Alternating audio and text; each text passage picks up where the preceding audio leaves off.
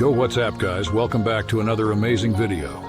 In this video I will draw this reference photo of Iron Man. I'm using a 4-size drawing sheet and grid method to complete this drawing.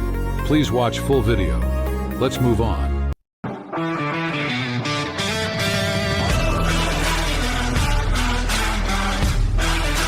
Firstly, marking dots on every 2 centimeter gaps and connecting the dots.